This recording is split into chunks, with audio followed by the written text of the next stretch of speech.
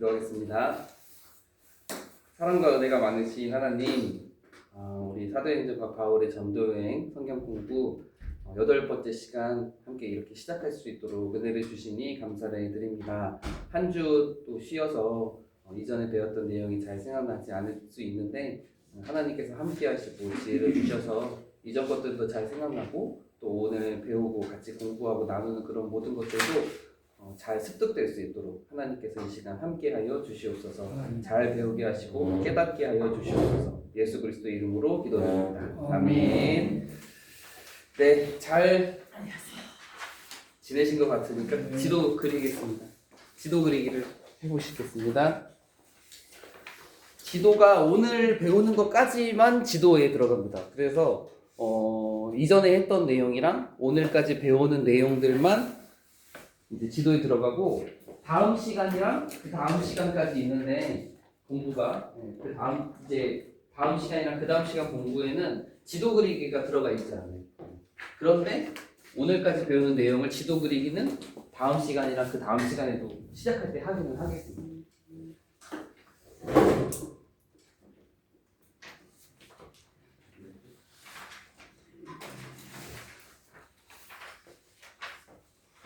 오늘 오전에 강소희 집사님이 이제 3차 전도여행 지도 간략하게 그리지 말고 순서대로 다 그려달라고 제가 제대로 이해한 건지는 모르겠는데 아니 그걸 줄임말로 쓰지 말고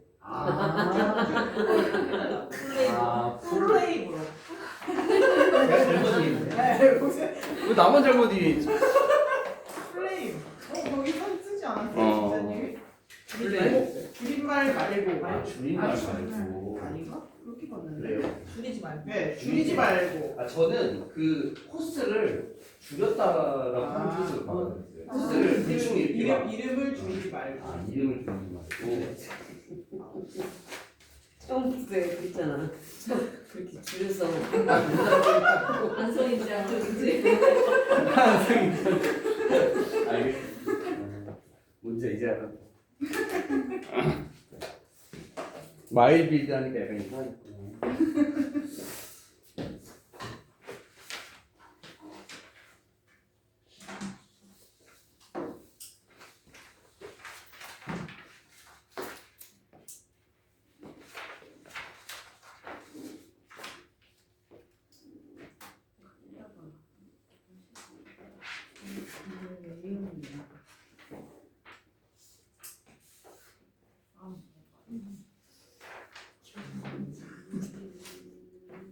저희가 쉬는 기간에 교회적으로 꽤 큰 행사가 있었어요. 한마운동회도 있었고 종교개혁 세미나도 있었고 근데 또 큰 게 겹겹이 쌓여 있습니다. 앞으로도 겹겹이 쌓여 있어요. 11월에 뭐가 이렇게 많은지 진짜로 진짜 바빠요. 확실히 바빠요. 그래서 대청소 이번 주 토요일 대청소 있고요. 다음 주일 이제 오는 주일은 성리 주일을 드리고요. 그다음에 자녀를 위한 기도회가 수능 날이고요. 그다음에 김장 사랑의 김장 가운데 네, 20날 21일 날 목금에 사랑의 김장이 있고 그 주에 오는 주일에 인직식이 있어요. 인직식도 있고 거기까지 가야 이제 조금 숨통이 트이나 싶은 거기까지 열심히 달려야 되고 그 12월 달에도 또 이것저것 또 있죠. 그러고 보니까 시은 제2회 음악회 시은 음악회 다다음 주에 그래서 뭐가 많다. 뭐가 많다. 친구친구는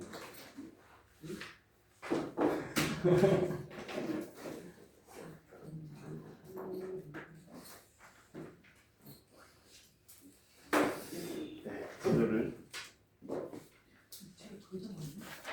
머리 못 말리고 있어. 머리 배워도 말릴 새가 없어. 아니 아니. 소리 불편하시죠? 아니 불편한 건 아니야. 그렇다고. 그냥 그렇다고. 저희 우리 유치부 선생님들이랑 좋아서 편해서. 예전에 보시.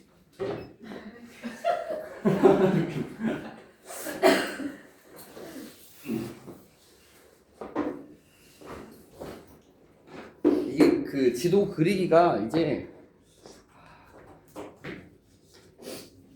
능숙해지시는 분들도 좀 계시면 하는 바람이 뭐 항상 가지고 있는 게 있습니다만 그래도 지금 이 시간 지도 그리기 시간에도 보고라도 열심히 잘 그려보시고 제가 진짜 바빠서 그랬는지 한 번 정도 지도 쓱싹을 안 올린 것 같아요. 네, 너무 정신이 없었어요. 그래가지고 어제도 사실 제가 어제 쉬는 날이었거든요. 11월은 10월은 제가 9월 아니 월요일에 이제 출근해가지고 월요일에 교회 혼자 있으면서 이렇게 막 편안하게 지도 그리는데 이번 달 그러니까 어제는 이제 출근을 안 하는 달이 됐어요. 그래서 월요일날 월요일날 쉬는 날이어가지고 지도 쓱싹 해야 되는데 그래가지고 새벽 예배 나와가지고 집에 가기 전에 지도 쓱싹 그려놓고 사진 찍어놓은 다음에 집에 가가지고 한 오전 9시 좀 넘어가지고 그때 올리면서 지도 그리자 했었습니다.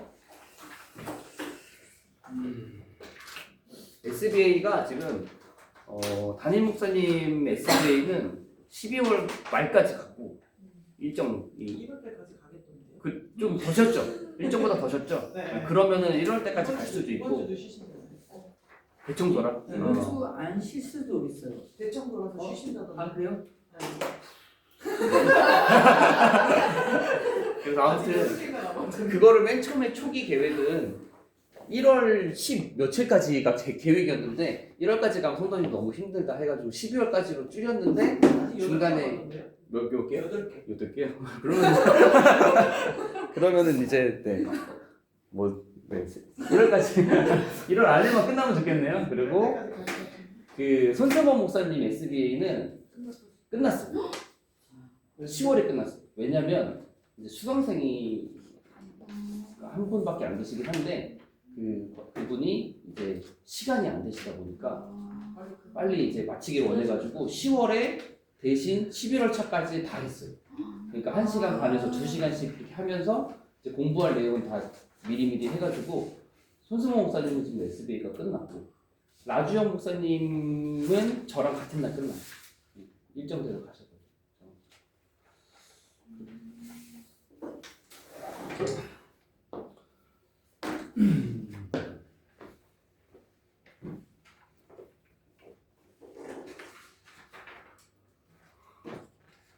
이제 아이들 독감 주사 맞으라고 연락이 와가지고 어제 이제 쉬니까 집에 있으니까 애들 학교에서 끝나서 오자마자 데리고 병원에 갔는데 주사 맞췄거든요. 아무튼 근데 유진이가 핸드폰을 또 두고 온 거예요. 집에 오니까 알아가지고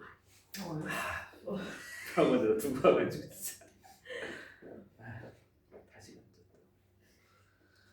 거기 신흥 우리들 병원 거기로 갔어요. 거기 가니까 한 3시 반쯤 가니까 한 명도 없어가지고 너무 좋았는데 핸드폰 찾으러 5시쯤 가니까 엄청 많더라고요. 꽉 찼더라고요. 와, 시간이 이렇게 차이가 있고. 초딩,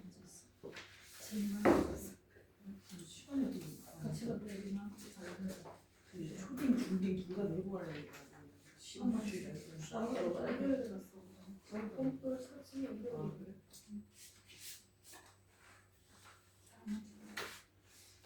예빈이는 주일에 전방원이고 그거 돌아다니는 깜짝 놀랐잖아.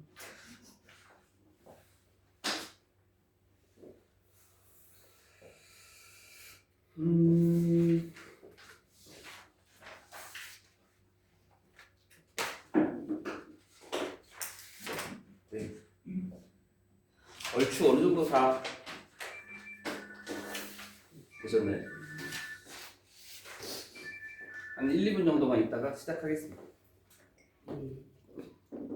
저도 지도 그리는 지도 그리기 막 아무리 다 외우고 해도 시간이 좀 걸리긴 하더라고요 이제.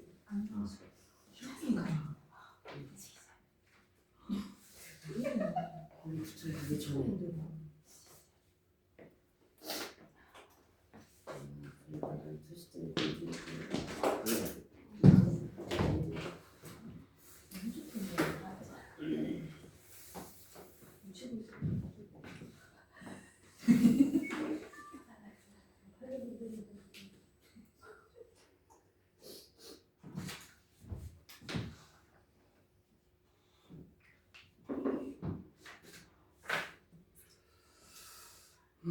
네, 그러면은 시작을 해보겠습니다. 오늘 내용으로.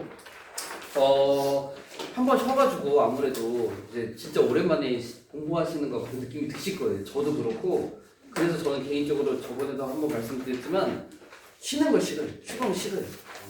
좀 일찍 끝나더라도 쭉 가가지고 같이 이렇게 공부하기를 원하지. 중간에 한 번 쉬는 게 사실 저한테도 조금 뭐 타격이 있고 선배님들한테도 이게 쭉 가다가 한번 쉬면 그 텀이 상당히 길기 때문에 아마 좀 끊기는 느낌도 드시리라 생각이 듭니다.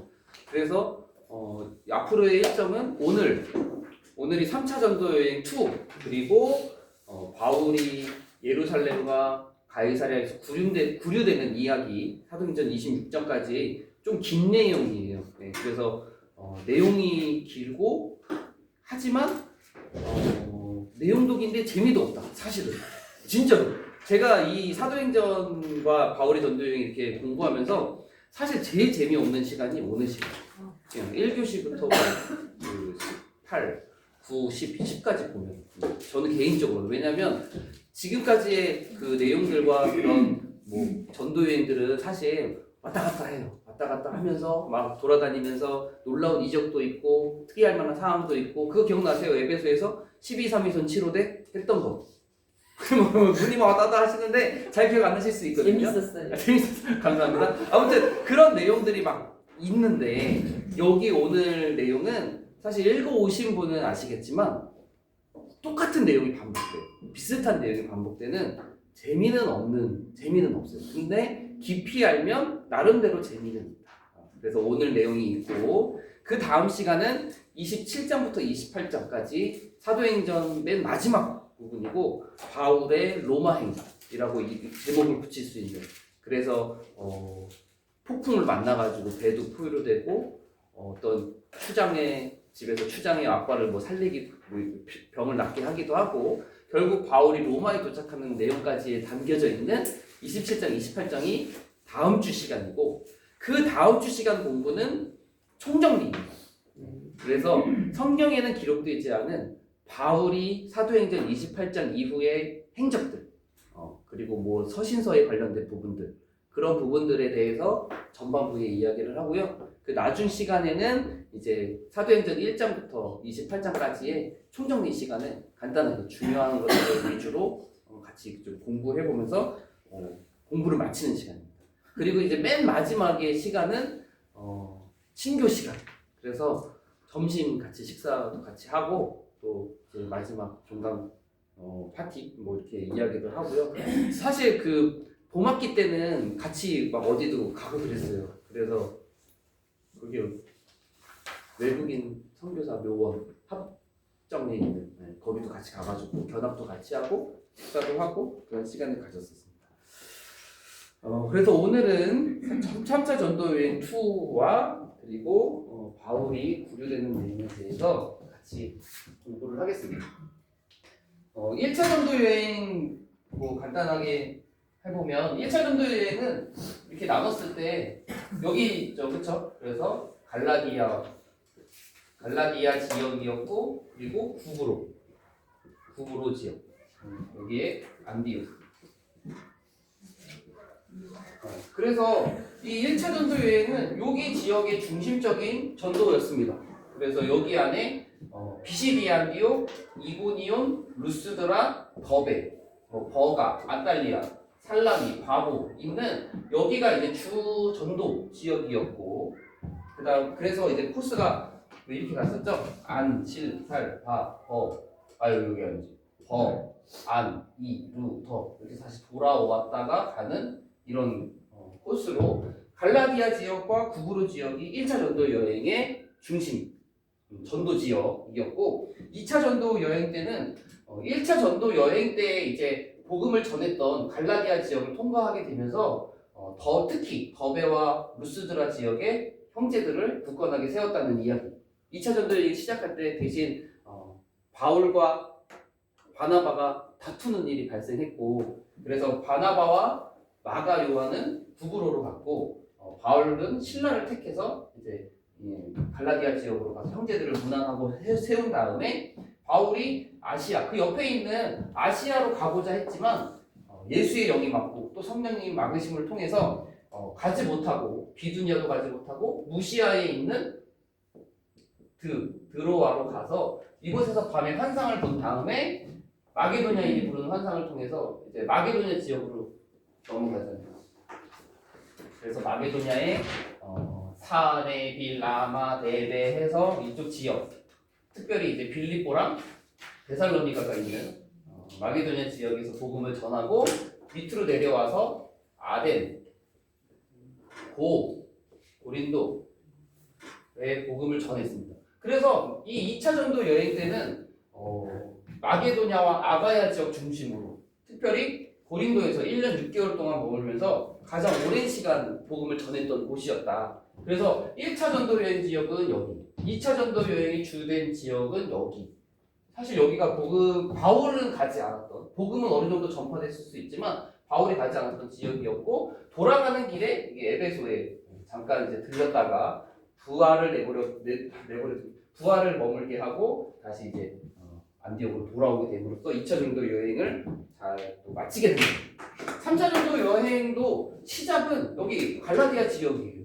그래서 갈라디아 지역을 항상 이렇게 방문해서 갈라디아 지역의 교회들이 잘 있는지를 문안한 다음에 이제는 바로 이제 직방으로 에베소에 가게 됐습니다. 그래서 3차 전도 여행의 주된 사역지가 에베소였고 이곳에서 최소 2년 6개월 3년 정도로 보게 되는 기간 동안 이 에베소에 머물면서 복음을 전했고 이때 놀라운 일들이 기록이 되어져 있는데 그걸 제가 그래서 12, 3, 2, 손, 7, 5, 대라고 해서 이렇게 외우면 좋다. 저는 개인적으로 외웠다라고 이렇게 말씀을 드렸었습니다. 기억나십니까? 12 제자 요한의 세례받고 잘 알지 못했던 제자들 3 개월 어디서? 회당에서 복음 전했고 2년 두란노 성원에서 형제들을 세웠고 손수건과 앞치마를 통해서 놀라운 이적이 일어났고 7. 스게와의 7 아들 악기를 물려치려고 하지만 악기가 오히려 나는 예수도 알고 바울도 알거니와 너희는 누구냐라고 했던 사건 5. 은 5만 마술사가 책을 태운 이야기 그리고 은장색 대매들 이후의 소동이라고 해서 놀라운 일들이 에베소에 이제 기록이 되어져 있었고 그런 일들이 약 3년 동안 이루어졌으며 이때 아시아에 있는 사람들이 바울을 통해서 복음을 다 들어서 믿는 사람들이 많아졌고 이때 요한계시록에 있는 소아시아의 7교회 그 교회들이 아마 이때에 세워졌을 것이다. 버가 있잖아요. 사대, 빌라델비아, 라오디게아 이런 교회들이 이 지역에 있는 교회들이거든요. 자, 그 다음에 에베소에 있던 바울이 마게도냐 지역을 지나서 그 다음에 헬라 지역, 헬라라고도 하죠. 헬라 지역, 특별히 고린도를 지나서 다시 육로로 올라가다가 빌립보에서 누구를 만났죠? 우리. 네? 마가 말고 누가 중요한 인물이긴 맞아요. 아무튼 빌립보에서 우리라고 할 수 있는 누가복음과 사도행전의 저자인 누가를 합류하게 되면서 빌립보에서 만났고 마헬빌트 드로아에 갔더니 드로아에서 이제 유두고라고 하는 청년이 창문에 걸터 앉아 있다가 바울이 말씀이 길어지니까 걸터 앉아 있다가 떨어져서 죽었는데 그걸 다시 살리는 이야기. 유두고를 일반적으로 좀 이렇게 비판하는 좀 소리는 있지만 주석가들의 주석을 통해서는 사실 이제 유두고가 되게 말씀을 되게 사모한 그런 청년이었다라고 하는 부분까지가 지난 시간에 있었던 내용이었습니다. 그래서 오늘은 이 드로아에서 있었던 이 유두보의 사건 다음에 이제 3차 전도 여행의 마지막이라고 할 수 있는 이 예루살렘으로 도착할 있는 데까지 있었던 이야기. 예루살렘으로 도착하는 이야기까지가 3차 전도 여행 2로서 전도 여행의 지도 그리기도 끝나게 되는데 이 부분을 같이 성경을 조금씩 보면서 같이 나눠보도록 하겠습니다. 여기가 이제 3차 전도 여행 마지막인데 그 경로는 상당히 성경에 많이 기록이 되어져 있어요. 그래서 이 부분이 또 이제 달달달달달 뭐 외우려고 하면 달달달달 외워야 되는 부분이 조금 있습니다. 그래서 20장에 보면은 자 13절부터가 오늘 내용이에요. 자 우리가 또 나오죠. 우리는 앞서 배를 타고 아소에서 바울을 태우려고 그리로 가니 이는 바울이 걸어서 가고자 하여 그렇게 정하여 준 거라. 14절 바울이 아소에서 우리를 만나니 우리가 배에 태우고 미둘레네로 가서 아소에서 우리를 만났고 아소에서 배를 타고 미둘레네로 갔다라고 되어져 있습니다. 아소가 어디 있냐면 아소는 무시아의 드로아 밑에 있는 지역이에요. 그래서 이렇게 아소가 있습니다. 아소. 여기가 사모드락의 섬이죠. 사섬. 아소가 여기고 미둘레네는 배를 타고 갔다고 되어져 있잖아요. 미둘레네는 섬이에요. 그래서 사모드락의 섬 밑에 땡글이 있고 여기 너무 좀 그런가? 땡글이 있고 여기 에베소 좀 지나서 땡글이 있고. 맞죠? 네. 이렇게 돼 있죠. 아니, 하나 또 있어요. 사모드락에서 밑에 3개인데. 세 개예요? 네. 아무튼 이렇게 돼 있나요? 네. 네. 고로바. 아무튼 그러면은 여기 조금 제가 다시 이렇게 지도처럼 한 이쯤에 에베소를 그리고 여기에 이렇게 아무튼 이렇게 되어져 있습니다. 미둘레네는 나소에서 배를 타고 가야 있어요. 여기는 미둘레네. 아소, 미둘레네 이렇게 가게 되고 뭐 여기서 있었던 일들은 기록이 되어져 있지 않은데 지명만 기록이 되어져 있어요. 특별한 사건은 안 기록이 되어져 있고 그 다음에 15절 보면 거기서 떠나 이튿날 기오 앞에 오고 그 이튿날 사모에 이르고 그 다음날 밀레도에 이르니라. 근데 여기까지 제가 사실은 다 지도를 다 체크를 하거든요. 사실 그냥 이렇게 삥 돼서 알아서 갔다 뭐 이렇게 해도 되지만 다 찾아보고 사실 좀 이렇게 공부를 해보면 아소 미둘레네 기오가 밑에 있고 사모가 여기 있습니다.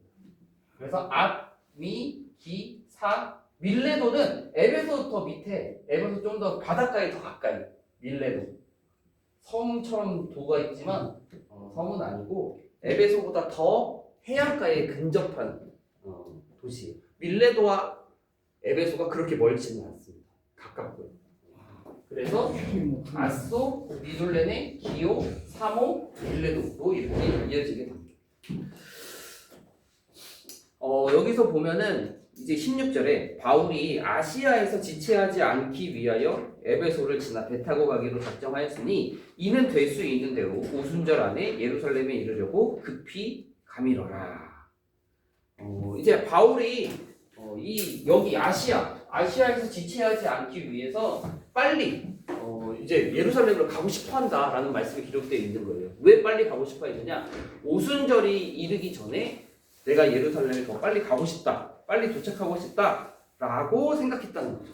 근데 그러면 왜 오순절 날과 바울이 예루살렘에 도착하는 것과 무슨 관계가 있느냐? 첫 번째는 오순절을 지키려고 그 절기를 지키기 위해서 사람들이 흩어져 있던 유대인 사람들이든 기독교 사람들이든 예루살렘으로 모인다는 거예요. 명절이 되니까 흩어져 있던 사람들이 명절이 되니까 예루살렘으로 모이는 그 사람들에게 복음을 전하고 싶고자 하는 열심이 있었기 때문에 내가 오순절날 예루살렘에 사람들이 많이 모이지 사람들이 많이 모이기 전에 내가 예루살렘에 도착해서 오순절을 지키기 위해서 모인 사람들에게 복음을 전해야겠다라고 하는 바울의 이제 마음이 하나 있었던 것이고 또 한 가지는 지금 바울이 몇 명의 지역별 사람들과 같이 뭘 들고 있어요? 뭘 가지고 있죠?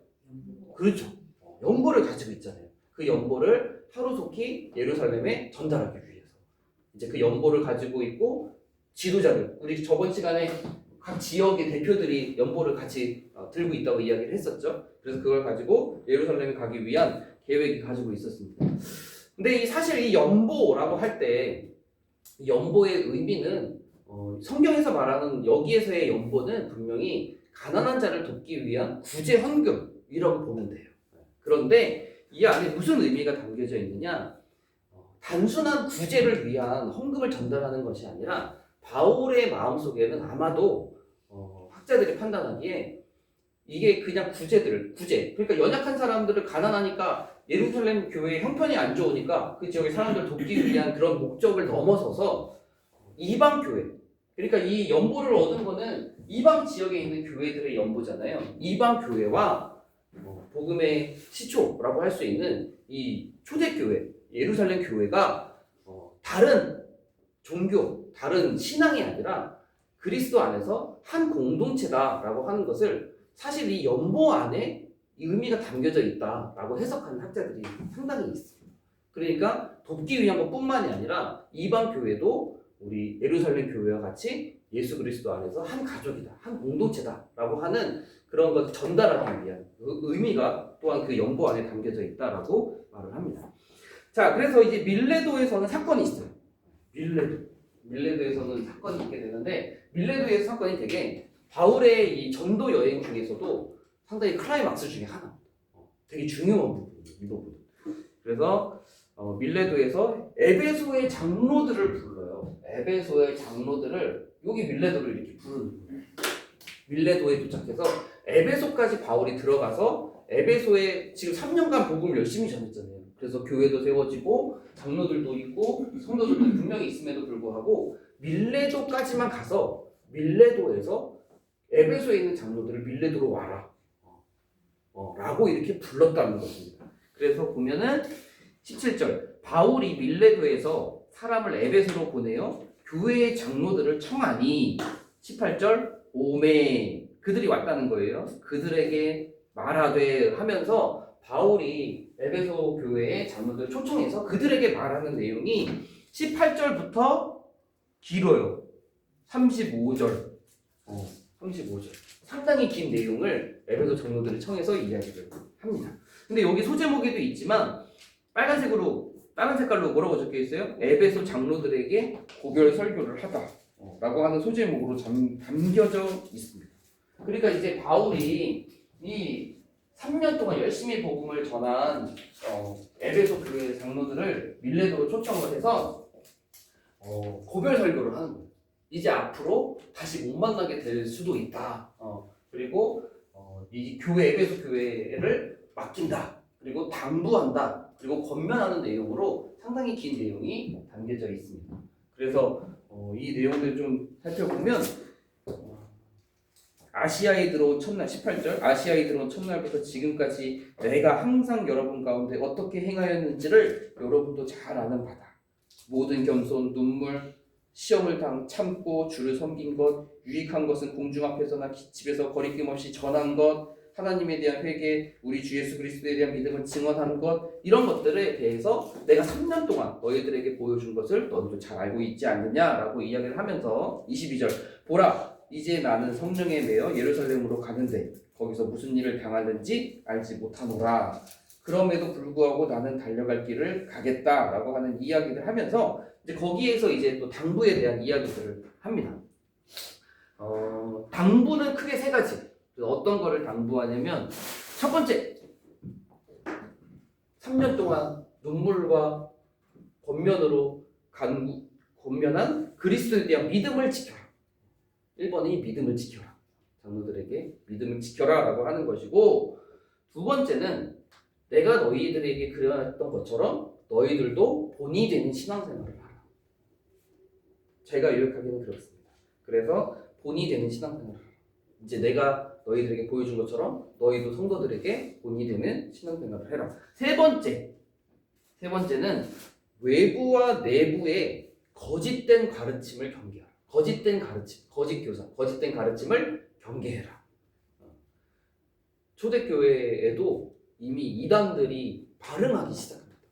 진짜. 그래서 성경에서도 빌레몬서와 골로새서에 보면 영지주의 이단에 대한 그런 경계가 적혀져 있는 것들도 보게 되고 그리스도의 복음이 전파된 지 얼마 되지 않아서 이단들이 생기기 시작해요. 교회의 역사가 그래요.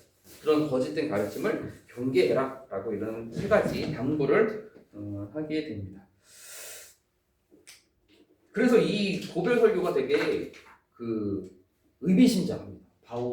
바울이 마지막으로 에베소 장로들을 청해서 한 고별 설교. 그래서 목회자들이 떠날 때 이제 막 이런 설교를 이제 이 본문을 가지고 설교를 할 때가 있고 저도 개인적으로 이 성경 공부를 하다 보니까 이 부분에 대해서 이제 공부를 하고 같이 나누는 시간들도 있었고 성도들하고 하다 보니까 전전교회에서 신월중앙교회 화곡동에 있는 신월중앙교회에서 바울의 교회 갈 때도 이 본문을 가지고 설교를 했었고 바울의 교회에서 나오게 될 때도 이 본문 가지고 이제 설교를 하게 되더라고요. 좀 공부를 많이 하다 보니까 아무튼 그런 바울의 고별 설교 내용이 있는 다음에 그 다음에 36절 이 말을 한 후 무릎을 꿇고 그 모든 사람들과 함께 기도하니 다 크게 울며 바울의 목을 안고 입을 맞추고 다시 그 얼굴을 보지 못하리라 한 말로 말미암아 더욱 근심하고 배에까지 그를 전송하니라 라고 하는 아름다운 이야기가 있고 21장으로 넘어가게 되면 이제 지명이 또 몇 가지 나와요. 그래서 지명 또 보여야 되는데 밀레도에서 보스 이제 섬 하나 있는 거, 그 다음에 또 옆에 있는 거 로도, 보스 로도가 있습니다. 21장 1절 보면 우리가 그들을 작별하고 배를 타고 바로 고스로 가서 이튿날 로도에 이르러 거기서부터 바다라로 가서 이 바다라가 뭐야 싶은데 바다라가 지명입니다. 지명. 저희가 아시아에 보면 여기에 루기아 있죠. 네. 루기아에 바다라라는 도시 이름이 바다라예요. 그래서 고스, 로도, 바다, 고로바는 아무튼 바다라로 가서 베니게로 건너가는 배를 만나서 타고 가다가 구브로를 바라보고 이를 왼편에 두고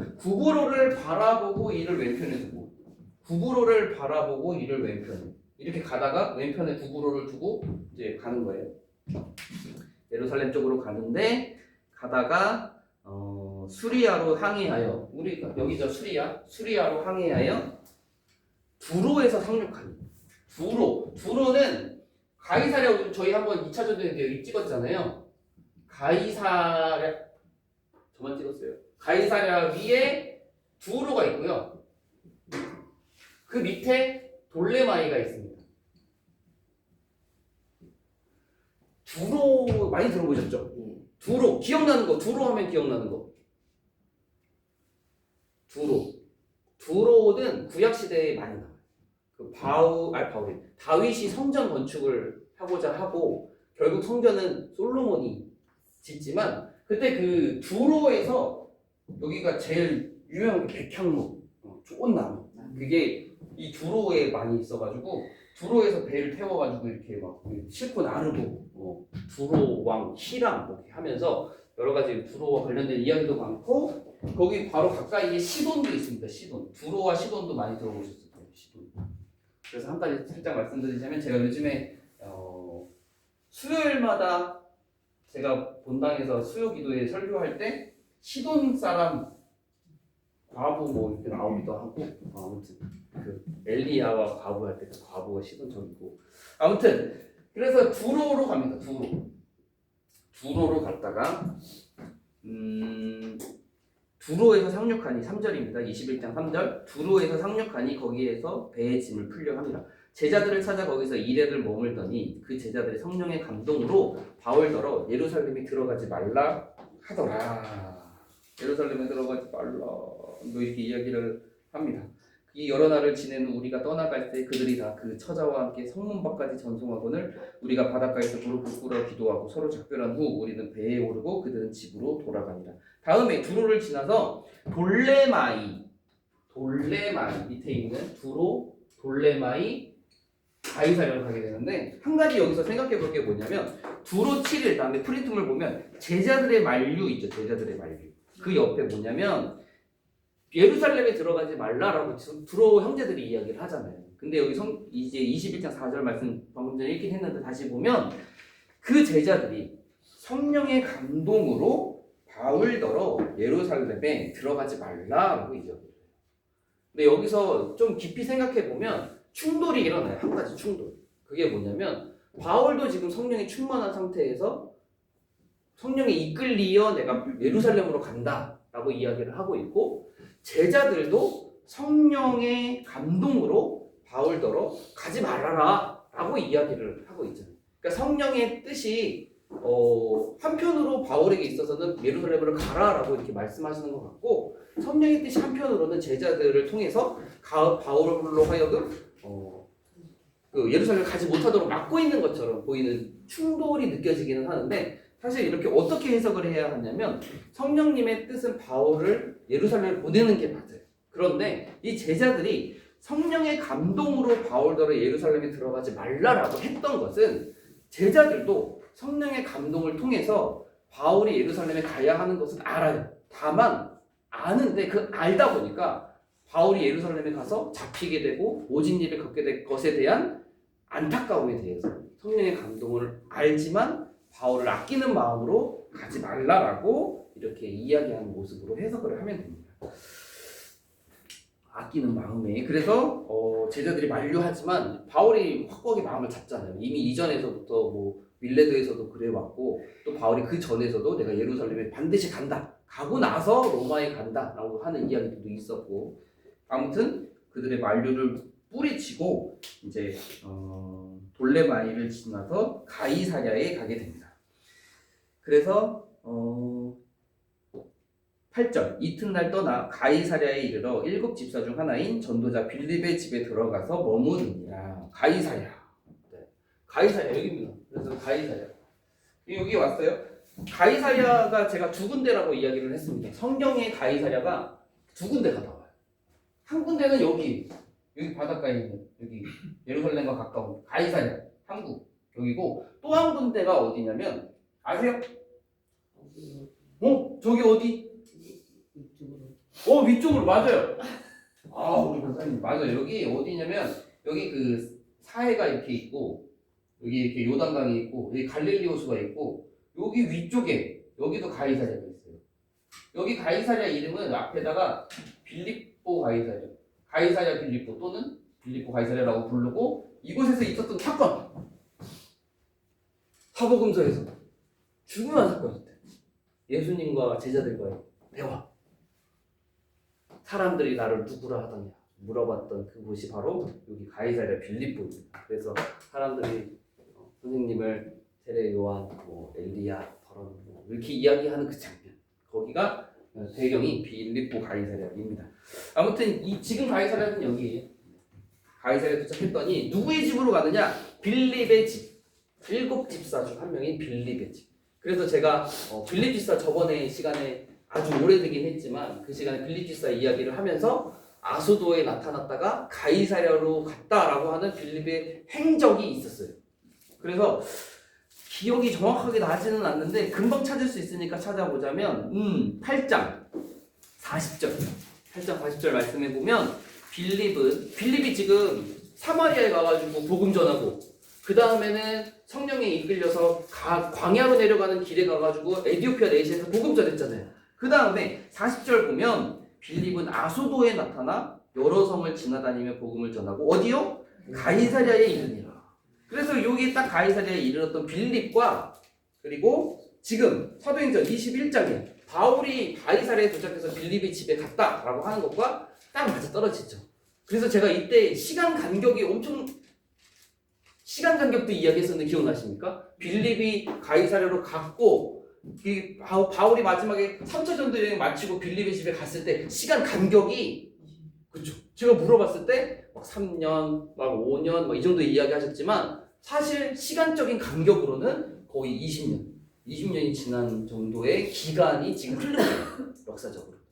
사실적으로는. 그래서 빌립의 집에 갔습니다.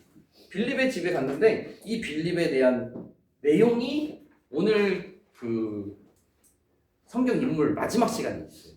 그래서 뭐 간단하게만 하자면 이 빌립 집사가 여전히 전도자였다. 여전히 복음을 전하는 일꾼이었다.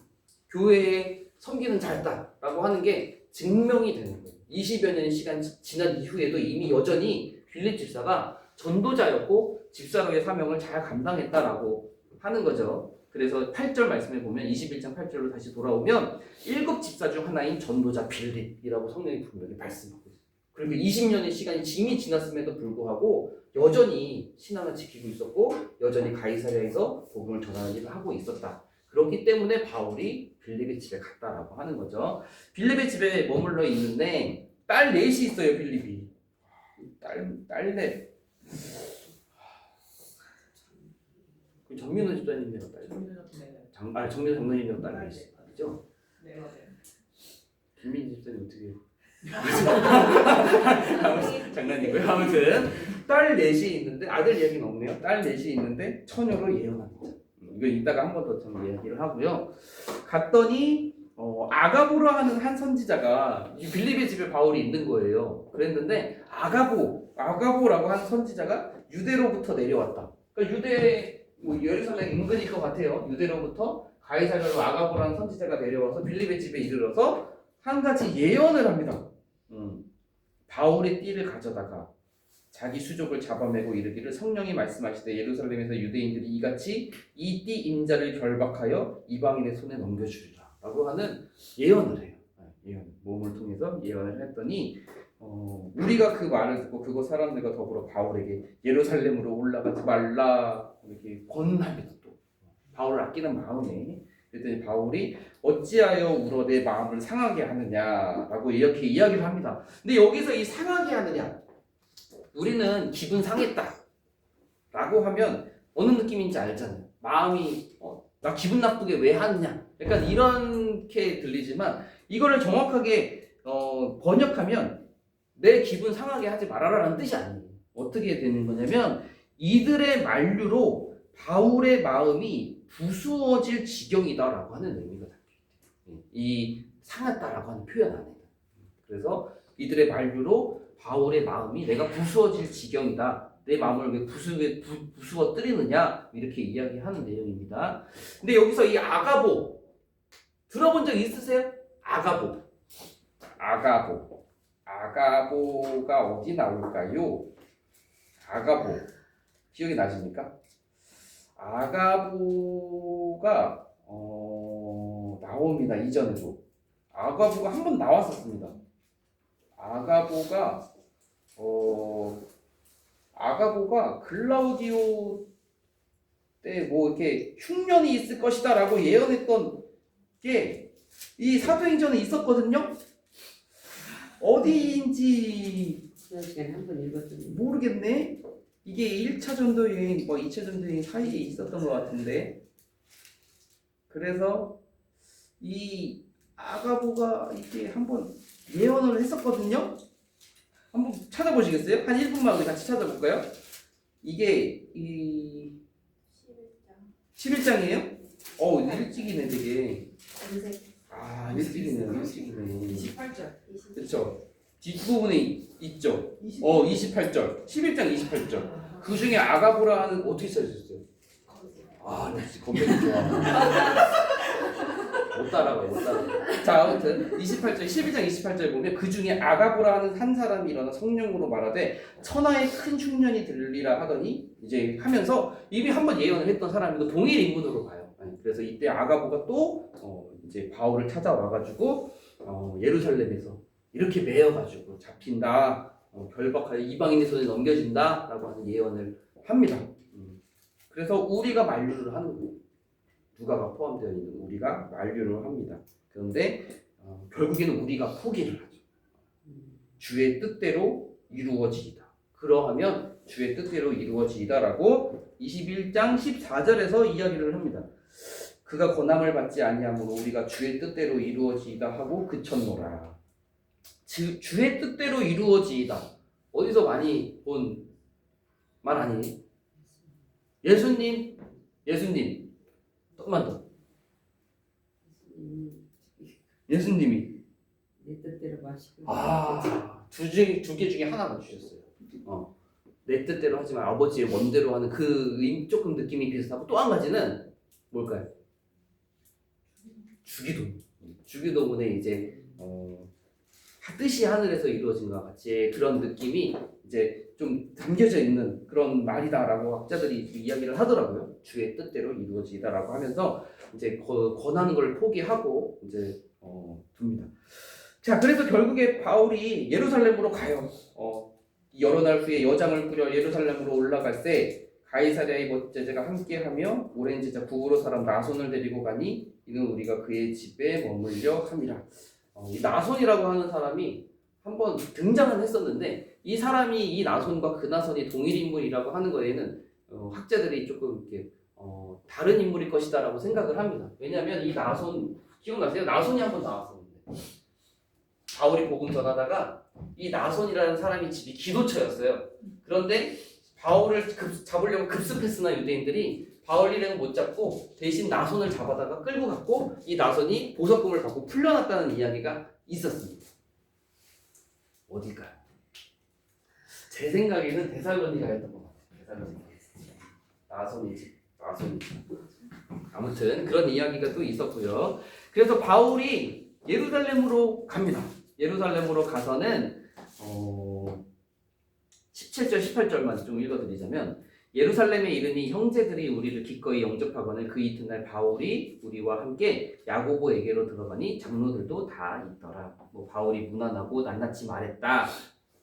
자, 여기에 보면 딱 이름이 예루살렘에 갔어요. 예루살렘에 가면은 바울이 자기의 선교에 대한 보고도 하고 연보도 전달하고 또 그런 일들을 누가 맞이할 것 같아요? 예루살렘에 가면 아무래도 막 높은 교회 안에 이제 리더 할 수 있는 이렇게 베드로, 요한 이렇게 대단한 사람이 딱 맞이할 것 같은데 이름을 보면 베드로, 요한 이름은 없고 야고보가 있습니다. 그래서 우리와 함께 야고보에게로 들어가니 그 야고보가 그 당시 초대교회에 매우 높은 위치를 가지고 있었다는 거예요. 베드로와 요한이 예루살렘에 없었을 수도 있겠지만 분명히 야고보가 교회 안에 매우 높은 위치에 있었고 이 야고보가 누구라고 그랬어요? 그쵸? 예수님의 동생이고 야고보서의 저자. 그래서 바울이 이 야고보를 향해서 기둥과 같이 여긴다라고 할 정도로 매우 위쪽에 존경받는 위치에 있었던 사람이 바로 이 야고보입니다. 자, 그에게 선교 여행을 마치고 예루살렘 교회에 보고를 하는 내용. 그 다음에 이제 21장에 보면 이 바울이 결국에는 그 아가보의 예언대로 성령의 예언대로 결국에는 잡혀요. 바울이 유대인들에게 잡히게 됩니다. 그런데 그 바울을 고발하는 사람들이 누구냐면요, 아시아로부터 온 유대인들이라고 되어져 있어요. 조금 구체적으로는 이 아시아로부터 온 유대인들의 이 정체는 에베소에서 올라온 유대인들이다라고도 성경에 기록이 되어져 있습니다. 그러니까 에베소, 바울이 3년 동안 복음을 전한 지역이잖아요. 이곳에서부터 온 유대인들, 바울을 반대하는 유대인들이 바울을 고소해서 결국 바울이 붙잡히게 되었다라고 하는 것입니다. 근데 고발 내용이 크게 세 가지. 고발 내용. 이 바울을 고발한 내용. 고발한 내용. 첫 번째는 백성. 이스라엘 백성의 전통을 무시했다. 전통을 버렸다. 전통에 대한 부분. 또 한 가지는 율법. 모세의 율법을 거슬렸다. 세 번째는 성전을 거스렸다. 그래서 하나님의 백성, 이스라엘 백성이 전통을 거슬렀고 또 한 가지는 모세가 전해진 율법을 거슬렀고 또 한 가지는 성전을 거슬렀다. 그래서 이걸 고발을 당하게 되는데 사실 이 고발에 대한 내용들이 이미 앞서 봤었던 스데반이 고발당할 때와 비슷하고 예수님께서 고발당한 내용들과도 매우 유사합니다. 그래서 이 바울이 이 고발을 당하고 나서 끌려가고 돌에 맞고 막 그래가지고 이 바울이 결국에는 죽음의 위기를 거친 이후에 이제부터 이제 바울의 그 구류와 관련된 내용들이 나오는 거거든요.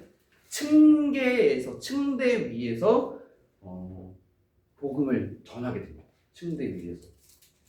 근데 여기에 보면은 21장 29절 읽어드릴게요. 이는 그들이 전에 고발하는 사람들, 에베소 사람 드로비머가 바울과 함께 시내에 있음을 보고 바울이 그를 성전에 데리고 들어간 줄로 생각한다. 에베소 관련된 이야기들이 나오게 되고요. 여기에서 층대 위에서 바울이 전합니다. 근데 바울이 이 이방인들 복음을 전하는 때는 당연히 헬라말로 그 당시에 공용어로 전했겠지만 여기에 딱 와서는 멋있어요. 22장 1절 보면 부형들아 지금 내가 지금 여러분 앞에서 변명하는 말을 들으라. 그들이 그가 히브리 말로 말함을 듣고 더욱 조용한지라 이르되 하면서 유대인들 앞에서 히브리 말로 이번에 히브리 말로 이제 이야기를 하게 됩니다. 그러면서 이제 바울의 변호에 대한 내용이 또 길어져요. 좀 이제 길어지게 되는데 이 내용이 무엇이냐? 아까 전에 고발당한 내용들이 자기가 변호하는 거예요. 고발당한 내용이 세 가지 됐죠. 이스라엘 백성이 전통 어겼다, 또는 율법을 어겼다, 성전 거스르다. 세 가지 중에 1번, 2번 이스라엘 백성과 율법에 대한 부분을 변호합니다. 그러면서 이 회심하면서 무엇이라고 이야기하느냐? 천천히 읽어보다 보면 나는 이스라엘 백성, 토종 이스라엘 백성이다. 이스라엘 백성으로 고발당했잖아요. 나는 토종 이스라엘 백성이다. 나는 바리새인이고 나는 가말리엘 출신으로 엄격한 교육을 받은 토종 이스라엘 백성이다라고 하는 부분.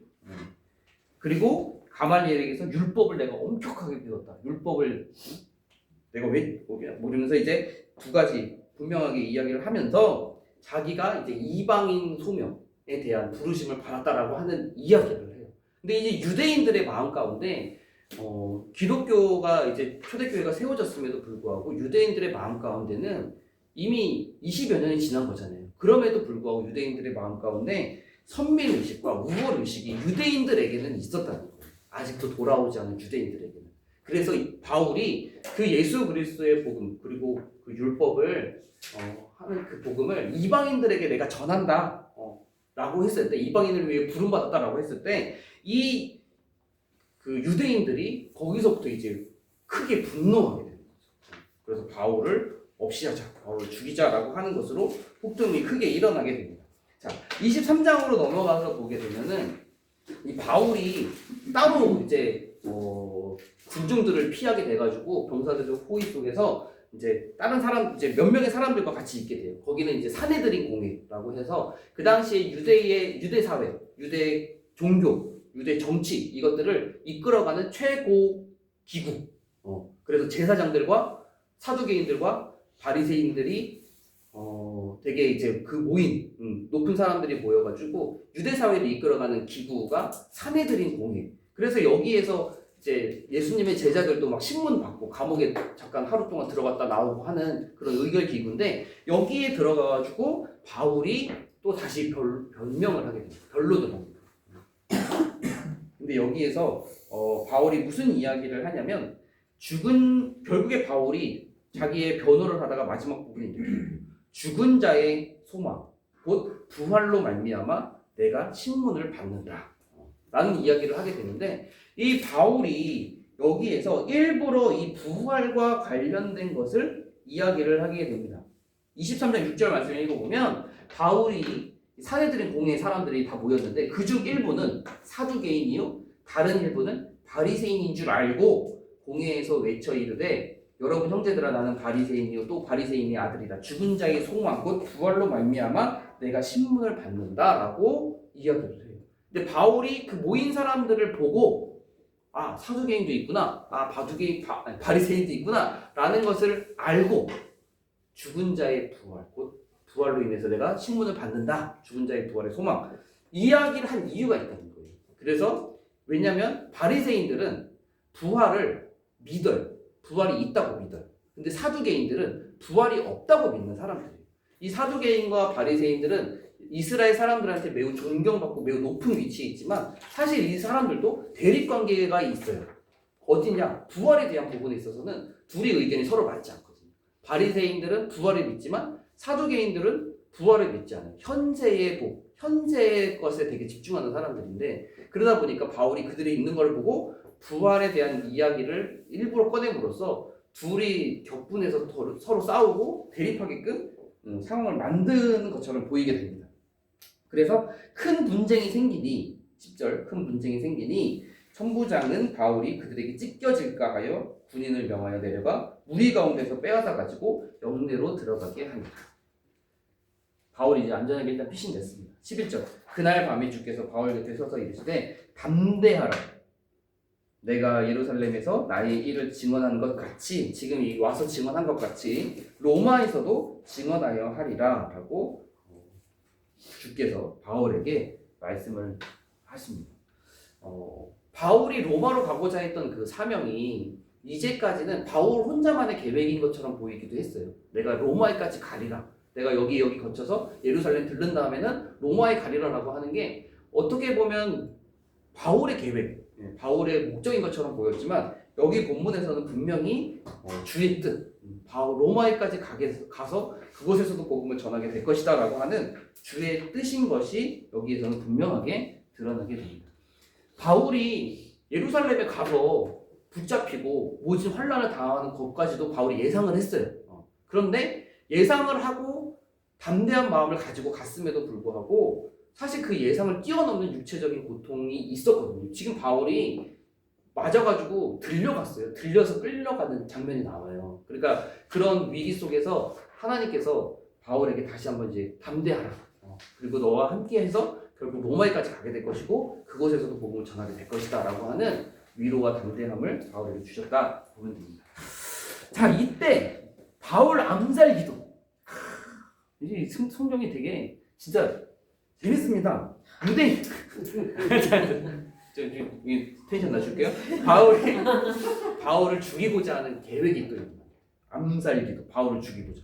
몇 명이냐? 40명. 근데 그 40명이 그 작정을 합니다. 어떻게 작정을 하느냐? 23장 13절부터 읽으면 이같이 동맹한 자 40여 명. 12절 보면 바울을 죽이기 전에는 먹지도 않냐고 마시지도 않냐고. 와, 40명이서 우리가 바울을 죽이기 전까지는 먹지도 않고 마시지도 않겠다는 이 유대인 40명이 결단됐다. 위기잖아요. 엄청난 위기잖아요. 얼마나 눈에 불을 켜고 막 죽이려고 하겠어요. 근데 이때에 이 사실을 알게 된 사람이 바울에게 알려줘요. 근데 그 사람이 누구냐? 바울의 생질이라고 되어져 있어요. 그래서 16절 바울의 생질이 그들이 매복하여 있다 함을 듣고 와서 영내에 들어가 바울에게 알린지라. 바울의 생질이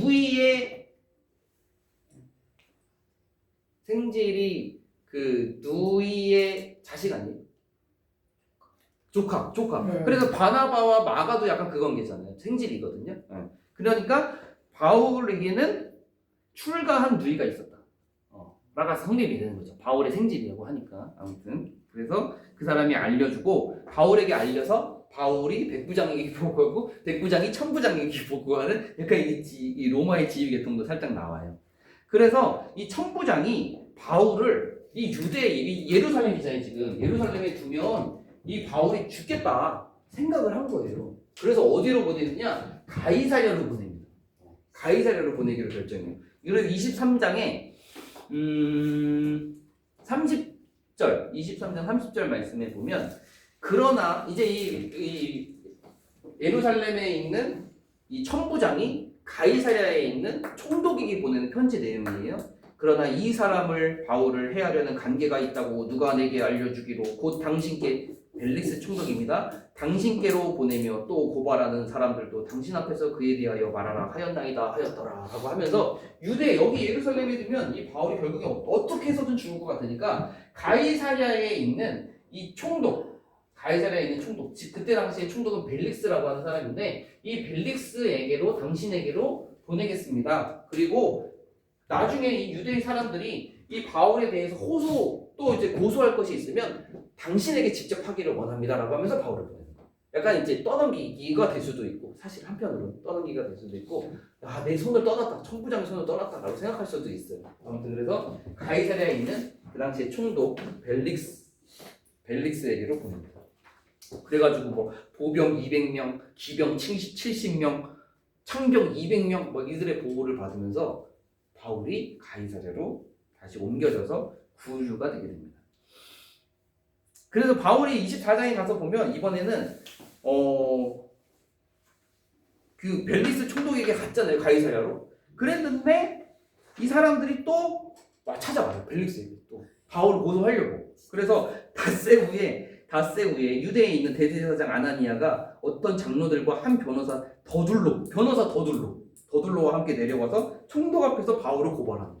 그러니까 진짜 끈질겨. 엄청 끈질겨. 사실 이 끈질김이 이전에도 있었어요. 바울이 1차 전도 여행 때 이 비시디 안디옥, 이고니온, 루스드라 갔을 때도 이 비시디 안디옥 사람들이 여기까지 쫓아와가지고 바울을 돌로 쳐 죽이잖아요.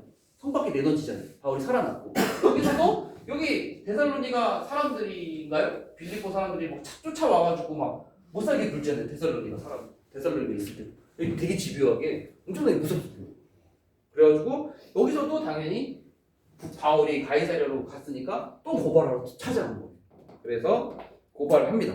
근데 이번에는 변호사가 더둘러. 성경에 이 변호사라는 말 나오는 게 조금 생소하긴 하죠. 좀 느낌이 이상해요. 근데 변호사가 나옵니다. 근데 변호사가 나와가지고 대신 말하는 거예요. 이 유대인들의 대표에서 유대인들의 제사장 아나니아와 같이 대표해가지고 이야기를 하는데 재밌어요. 여기가 뭐가 재밌냐면 재밌다는 얘기하면 안 되는데 뭐가 재밌냐면 이 더둘로의 이야기 24장이 2절 바울을 부르매 더둘로 변호사 더둘로가 고발하여 이르되 3절 제가 읽어드릴게요. 좀 분위기 잡고 읽어드릴게요. 얘기해야 돼요.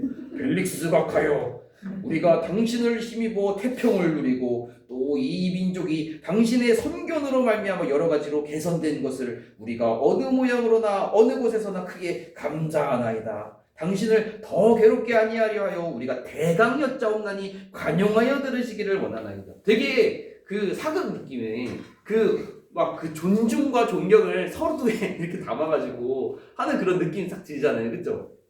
여기서 이런 이야기가 있는 게 되게 신선하고 재미있습니다. 그래서 이 당신을 더 괴롭게 아니하려 하여 우리가 대강 여짜옵나니 수고가 많으십니다. 그래서 우리 일이 많으시니까 대강 말씀드릴게요. 이렇게 하는 내용이거든요. 그래서 이 사람이 막 이렇게 또 합니다. 근데 여기 6절 하반과 8절 상관이 없다라고 되어져 있긴 한데 아무튼 바울을 고소하는 내용이에요. 이전과 비슷해요. 그랬더니 바울이 또 변론을 합니다. 나는 여기 바울의 변호 2예요. 벨레스 총독 앞에서 나는 아시아에서 온 유대인들의 고발로 인한 거다. 그리고 나는 뭐 다른 거 율법 어긴 것도 없고 성전이나 뭐 그런 거 잘못한 거 하나도 없다. 다만 나는 죽은 자의 부활에 대해서 그들에게 이야기했을 뿐이다. 라고 벨레스 총독 앞에서 바울이 자기의 뜻을 이야기를 합니다. 그랬더니 변호의 결과 재판이 연기돼요. 재판이 연기돼요. 결과적으로 벨레스가 판단하기에 바울을 벌할 게 없는 거예요. 그래가지고 재판이 연기가 됩니다. 그래서 벨릭스가 22절 벨릭스가 이 예수 그리스도의 도에 관한 것을 더 자세히 아는 거로 알기 때문에 아니까 연기하여 이르되 재판을 연기했다라고 하는 벨릭스가 재판을 연기해요. 근데 그 연기하는 이유가 자신이 이 도에 대해서 알고자 하는 게 아니라 알고 있기 때문에 자세히 알기 때문에 재판을 연기했다라고 되어져 있습니다. 근데 벨릭스가 도를 자세히 안다? 어떻게 받아들일 수 있을까요? 벨릭스가 예수 그리스도에 대해서 잘 알고 있다. 그 도에 대해서 이미 지식이 있다라고 하는 것을 어떻게 우리가 생각해 볼 수 있을까? 성경을 통해서 몇 가지 추론해 볼 수는 있어요. 벨릭스가 예수 그리스도에 대해서 그 도에 대해서 잘 알고 있었던 이유가 무엇일까? 성경에서는 찾을 수가 있습니다. 성경에서도 몇 가지 찾을 수가 있어요. 그러니까 되게 좀 어렵기는 한 부분이에요. 벨릭스가 어떻게 예수 그리스도에 대해서 잘 알고 있었을까? 저는 3가지 정도 찾을 수 있더라고요. 근데 이건 하나는 뒤에 나오지만 이 벨릭스의 아내가 드루실라인데 유대인이에요. 그러니까 그 아내를 통해서 이제 유대의 도를 예수 그리스도에 대해서 잘 알게 되었을 수 있다. 또 한 가지는 전도자 빌립이 가이사랴에 있잖아요. 지금 가이사랴에서 벌어지는 일이고 전도자 빌립의 전도의 열심을 통해서 벨릭스 총독도 복음에 대해서 알게 되었을 수도 있다. 라고 볼 수 있고 또 한 가지는 그 가이사랴에 있는 백부장 베드로와 관련된 같이 동시간대의 환상을 보고 이야기했던 가이사랴에 있는 백부장 누구죠? 고넬료를 통해서도 어쩌면 접했을 수도 있다 라고 하는 이제 성경에서는 추론을 그렇게 해볼 수가 있는 거죠. 아내 또는 백부장 고넬료 또는 빌립지사의 전도 뭐 이런 것들을 통해서 이 벨릭스가 이미 예수 그리스도의 도에 대한 선지식을 가지고 있었을 것이다라고 볼 수가 있는 거예요. 그래서 이 벨릭스가 재판을 연기하고 바울한테 자유를 줍니다. 어느 정도의 자유를 줍니다. 그 다음에 감옥에서 근데 2년 동안을 머물러요. 2년 동안 풀어주지 않고 감옥에 계속 구류시키는 상태로 이 벨릭스가 도를 듣게 되는데 아내인 드루실라, 유대인인 아내인 드루실라 같이 도를 듣게 됩니다. 근데 바울이 무엇이라고 이야기하느냐, 여기가 되게 의미심장해요.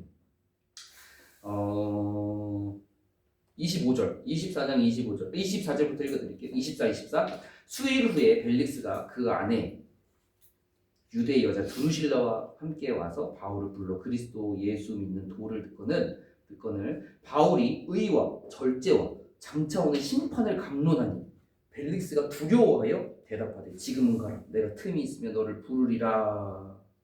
이렇게 얘기합니다. 바울이 2년 동안 갇혀 있습니다. 지금 갇혀 있는 상태에서 이제 벨릭스에게 가끔 찾아오는 자기를 부르는 벨릭스에게 예수 그리스도의 도를 이야기하는데 의와 절제와 장차 오는 심판을 벨릭스에게 강론했다는 거예요. 사실 뭐 풀어달라고 좋은 얘기도 하면서 했으면 좋겠지만 사실 이 의와 절제와 장차 올 심판에 대해서 강론한다라고 하는 거는 그 뼈 때리는 거거든요. 그리고 질책하고 책망하는 내용이 담겨져 있는 의미잖아요. 의, 절제, 심판에 대해서 강론한다라고 하는 것. 근데 이게 역사적으로 보면 이게 이해가 되는 부분이 있어요. 성경만 보면 이게 잘 이해하지 못하고 그냥 넘어가잖아요. 역사적으로 무슨 일이 있냐면 이 바울이 의와 절제와 장차 올 심판에 대해서 강론한 이유가 있다는 거예요. 역사적으로 이 벨릭스가 잔인하고 탐욕이 많은 사람. 이게 첫 번째 의 부분에 걸치는 거고, 두 번째 절제에 대한 부분은 이 유대인 드루실라랑 불륜 관계를 통해서 결국 아내로 맞이한 관계래요. 그러니까 이 절제에 대한 부분이 벨릭스와 드루실라의 그 관계에 있어서 책망하는 내용이고, 그렇게 의와 절제를 지키지 않는 경우에는 결국에 장차 다가올 심판을 얻게 된다라고 말하고 있는 부분이다라고 하는 거죠. 이게 성경만 보면 잘 이해는 안 되지만 역사적인 사건을 통해서 바라보게 되면 이 부분이 보이게 돼요. 그러니까 풀어주세요 막 이렇게 한 게 아니라 진짜 그들에게 꼭 필요하고 그들 상황에 맞는 책망의 그런 심판에 대한 경고를 전했고, 그러니까 벨릭스가 두려워했다는 거예요. 그걸 듣고 자기에 대한 말씀을 듣고 두려워했다, 뭐 이렇게 연결이 됩니다. 근데 이때 총독이 바뀌어요. 이 역사적으로 되게 잘 기록이 되어져 있어서 벨릭스에서 베스도, 이름이 베스도로 바뀝니다. 베스도. 자, 베스도가 25장 이제 넘어가게 되면은 베스도가 부임한 지 3일 후에 가이사랴에서 예루살렘으로 올라가니 되어져 있습니다. 그러니까 베스도가 부임했어요, 새로 가이사랴에서.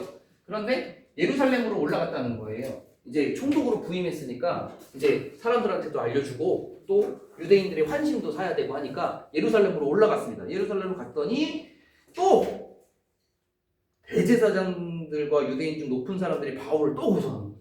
베스도한테 끊이지 않습니다. 바울을 고소합니다. 근데 이 모습이 그러니까 이제 베스도가 새로 부임했잖아요. 유대인들의 환심도 사야 되고 여기 이 지역을 가능하니까, 그러니까 갔더니 유대인들이 베스도라고 총독 새로 바뀌었지, 그럼 우리한테 되게 잘 보이려 할 거 아니야, 그러니까 우리가 바울을 고소하면 우리 뜻대로 그가 해줄 수도 있어 라는 마음을 가지고 베스도 오니까 또 바울 고소한 거거든요. 근데 이 장면이 고린도에서도 있었던 장면과 유사해요. 고린도에서 있었던 장면 내용들 중에 맨 마지막에 여기에 총독이 누구로 바뀌냐면 갈리오로 바뀝니다.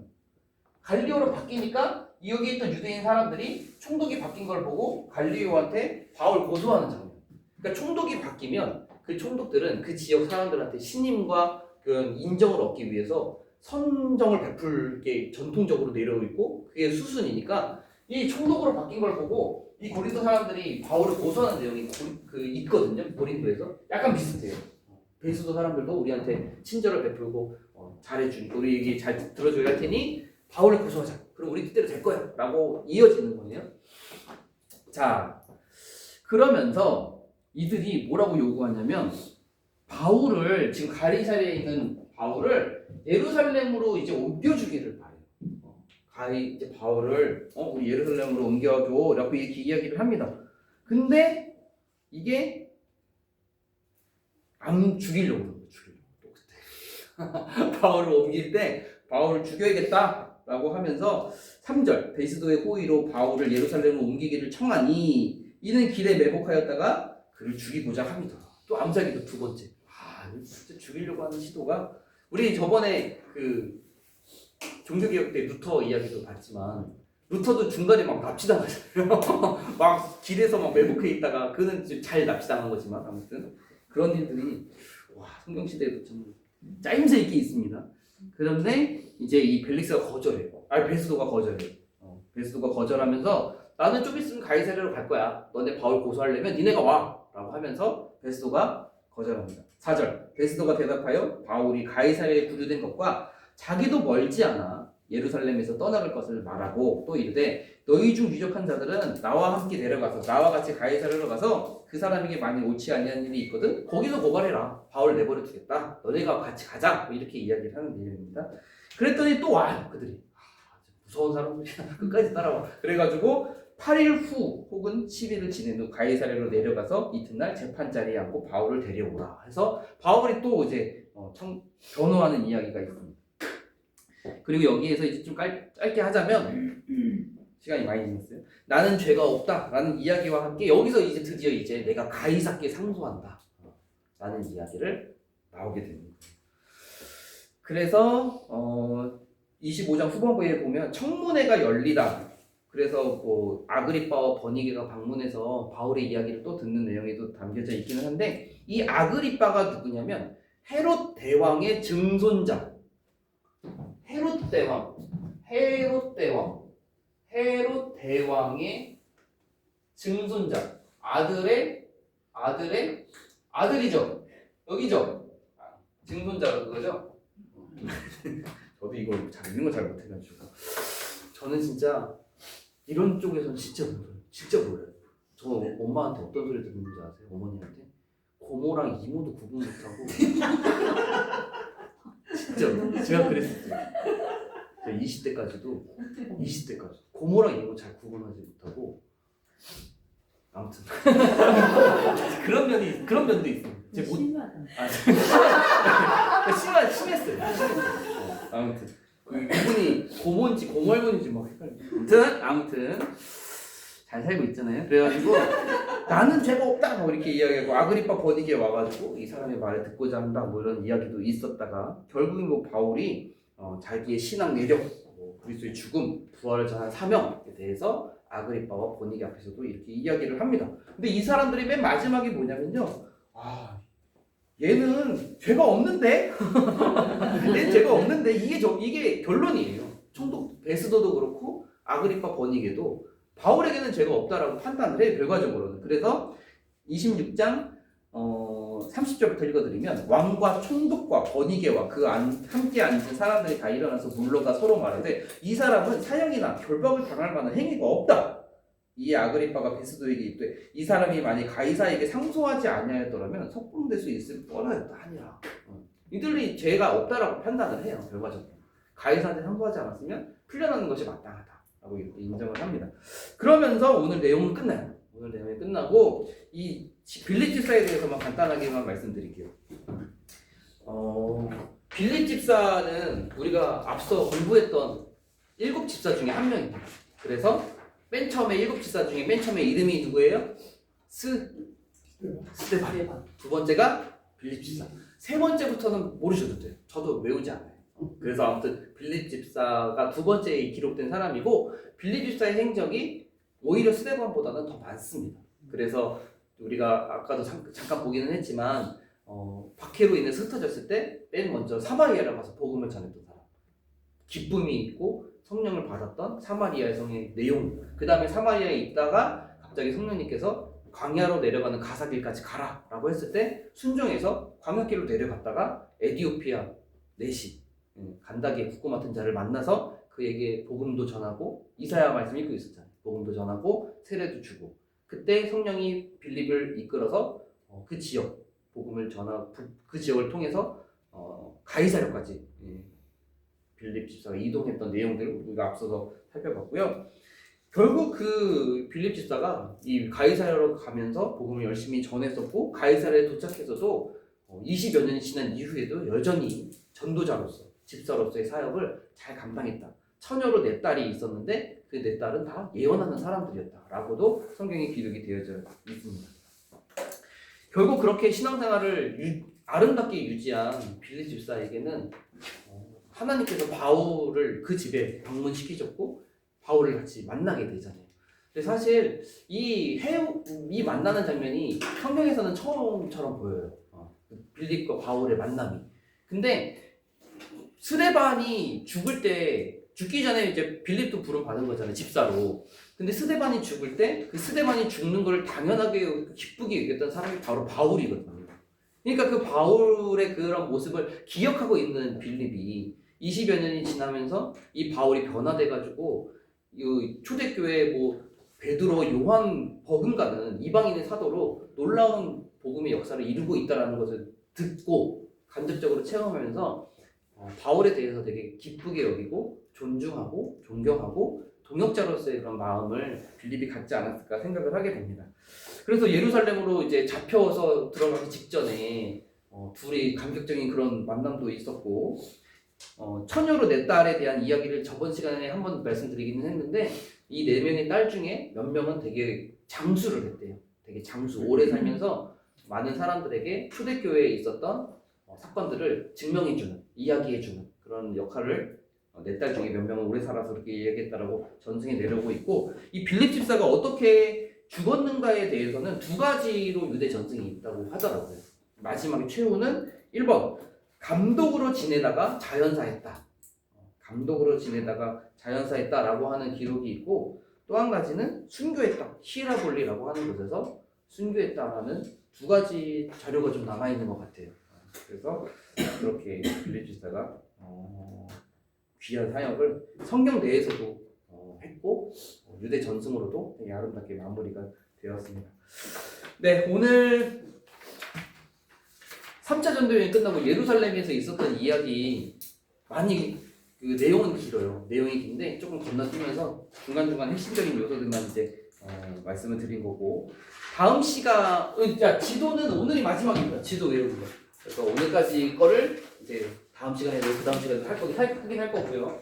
다음 시간에는 27장, 28장 바울의 로마행에 대한 부분들을 나누게 될 것이고 그 다음 시간에는 성경 이후의 바울의 행적들 그리고 총정리하는 시간으로 해서 공부는 그때 마치고 그 마지막 시간에는 설교 시간을 갖도록 하겠습니다. 네, 기도하고 마치겠습니다. 사랑과 은혜가 많으신 하나님, 오늘 사도행전과 바울의 전도여행 8번째 시간 3차 전도여행 그 마지막 시간까지 또 잘 나눌 수 있도록 은혜를 주시니 감사를 드립니다. 하나님 아버지 주님께서 너무도 사랑하시는 우리 성도님들 한 명 한 명이 빌립 집사와 같은 삶을 살기를 원합니다. 주님께서 귀한 직분을 허락하여 주셔서 집사로 부르시고 또 권사로 부르시고 또 이렇게 부르셨는데 그 신앙이 20년이 지나도 그 이후가 되어도 주님께서 부르시는 그 날까지 빌립 집사와 같이 아름다운 그 신앙을 잘 이어나아갈 수 있도록 주님께서 붙들어 주시옵소서. 다음 시간에 함께 만나는 27장과 28장 내용 가운데도 하나님께서 그 시간까지 지켜주셔서 안전하게 또 기쁜 마음으로 함께 성경 공부에 임할 수 있도록 인도하여 주시옵소서. 감사드리며 예수님의 이름으로 기도합니다. 아멘. 수고하셨습니다.